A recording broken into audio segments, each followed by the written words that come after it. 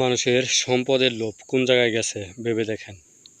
সম্পদের ভাগাভাগি নিয়ে ঝগড়া করে মসজিদের মধ্যে আগুন লাগিয়ে দিয়েছে। তো মসজিদটি হচ্ছে আফ্রিকার দেশ নাইজেরিয়ার উত্তরাঞ্চল কানু প্রদেশে।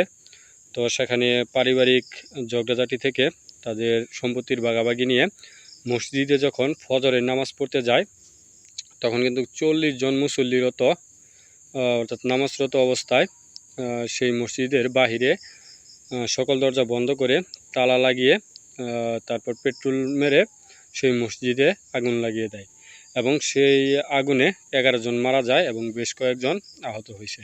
তো এটা আমরা জানতে পারি যেই বিবিসি নিউজের মাধ্যমে। তো আসলে এখানে যে বিষয়টা হচ্ছে সেটা হচ্ছে দেখেন যে মানুষের বিবেক কিংবা মানুষের যেই ভয় সেটা কোন জায়গায় গেছে। সাধারণ সম্পত্তির জন্য হতে পারে সেটা 100 কানি 200 কানি কিংবা 1000 কানি সম্পত্তি, কিন্তু মানুষের ভয়টা কোথায় গেছে দেখেন। মসজিদে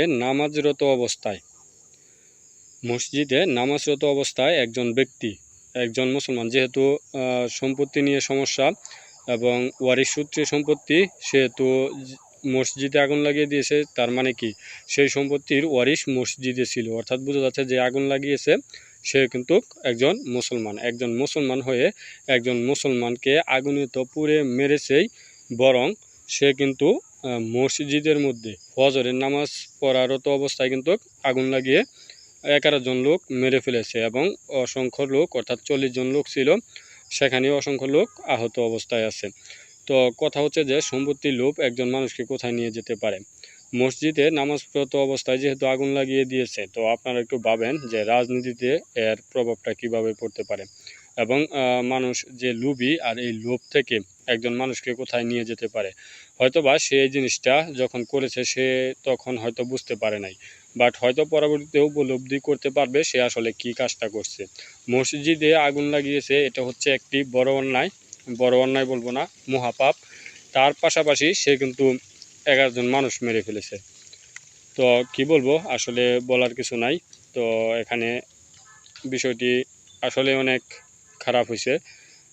তো নাইজেরিয়ার মতো একটি দেশে এরকম একটি ঘটনা ঘটছে।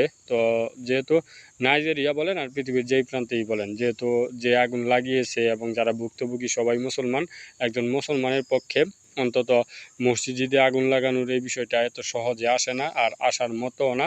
তো আসলে আমি নিউজটা দেখে আমার ভাষা হারিয়ে ফেলেছি, কি বলবো সেটাও বুঝতে পারতেছি না। তো আসলে কিছু বলার নাই। তো এটার